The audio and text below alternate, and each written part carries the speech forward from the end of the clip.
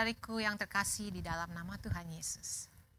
Saat ini kita ambil renungan kita di dalam 1 Tesalonika 5 ayat 17. Tetaplah berdoa. Ayat ini merupakan ayat terpendek dalam Alkitab dan sudah biasa kita dengar. Kata-katanya jelas, sederhana, dan mudah dipahami maksudnya. Dalam pelaksanaannya pun sebetulnya simpel, tidak butuh banyak biaya dan tidak rumit. Akan tetapi, tidak semua kita bisa tekun berdoa. Butuh keyakinan penuh dan bersedia memberi waktu untuk itu. Tuhan Yesus adalah Juru Selamat kita, Juru Selamat semua umat manusia. Yohanes 14 ayat 6. Kata Yesus kepadanya, "Akulah jalan dan kebenaran dan hidup. Tidak ada seorang pun yang datang kepada Bapa kalau tidak melalui aku."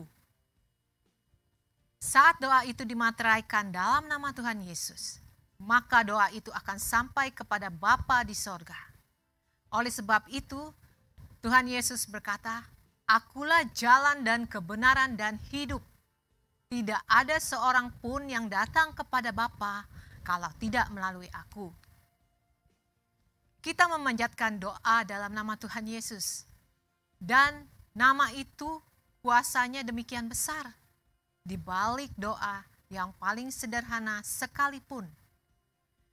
Ketika kita berdoa, kita sedang menggandeng seorang pribadi yang paling berkuasa di seluruh jagat raya ini, yaitu Yesus Kristus. Doa itu adalah nafas hidup kita. Tanpa doa, roh kita akan menjadi lemah. Dan saat roh lemah, semangat akan mudah patah. Pada saat itulah, beban yang harusnya kecil, terlihat begitu besar. Berdoa adalah salah satu cara untuk mendekatkan diri kita kepada Tuhan. Pendek dan panjangnya sebuah doa bukan hal yang menentukan. Yang paling menentukan adalah kesungguhan hati kita, kejujuran, ketulusan hati, serta iman percaya kita kepada Tuhan. Tetaplah berdoa saudara-saudara, karena doa merupakan gaya hidup kita, anak-anak Tuhan yang percaya. Dengan doa, kita bisa menerima lawatan, pengurapan, pemulihan, dan mukjizat dari Tuhan. Dengan doa, kita mendapat kekuatan untuk melawan musuh dan permasalahan yang kita hadapi. Dengan doa, kita akan lebih peka untuk dapat membedakan setiap suara yang masuk ke dalam diri kita. Dan kita akan diberikan Roh Kudus untuk memilih apa yang harus dilakukan. Sehingga kita cakap menanggung segala perkara bersama Tuhan. Dengan doa, kita akan memberikan segala sesuatu yang baik buat Tuhan. Persembahan kita, rasa syukur kita kepada Tuhan. Dengan doa, kita akan diberi kemenangan atas setiap cobaan-cobaan yang kita alami. Dengan doa,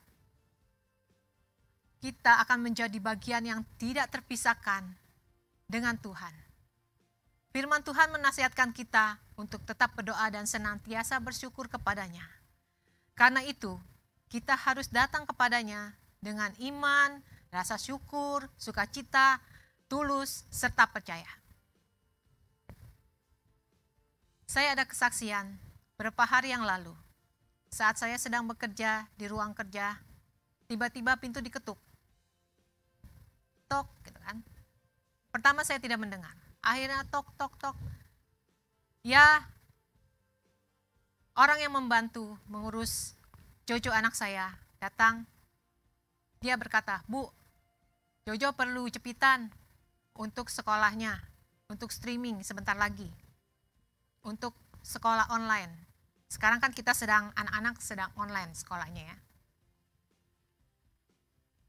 Yang dibutuhkan adalah jepitan hitam dan itu Jarang sekali dan tidak pernah saya pakai jepitan itu.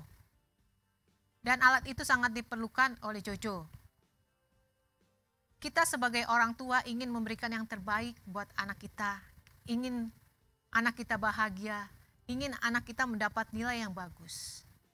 Akhirnya saya mencari jepitan itu di mana-mana, di tempat jepitan, di tempat make up, dimanapun itu saya cari.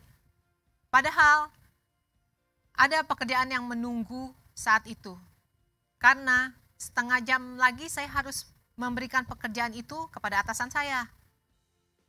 Sambil mencari, saya berkata, aduh Tuhan, kemana ini saya harus cari jepitan nih?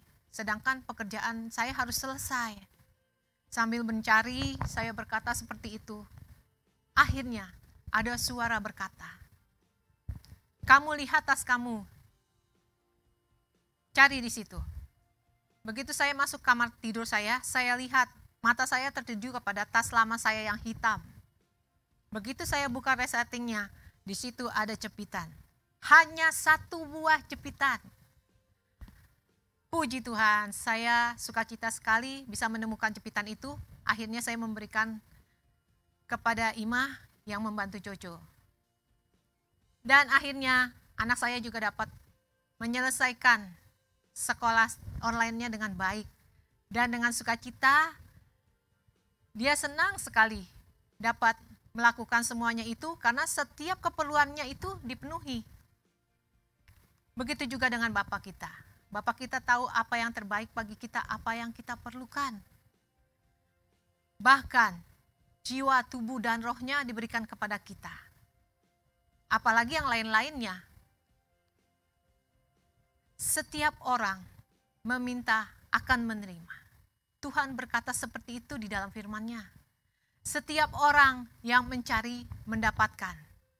Setiap orang yang mengetuk baginya pintu akan dibukakan. Marilah saudara-saudaraku, sama-sama kita akhiri renungan hari ini dengan berdoa. Kami mengucap syukur Tuhan untuk renungan hari ini Tuhan. Terima kasih Bapa untuk kebenaran firman-Mu. Kau mengingatkan kembali kepada kami untuk tetap berdoa. Bapa, biarlah ya Allah Roh Kudus, Kau pimpin kami anak-anak-Mu Tuhan. Untuk lebih lagi dekat kepadamu. Berikan kerinduan kepada kami Tuhan sehingga kami boleh lebih lagi memberikan banyak waktu untuk Engkau Tuhan.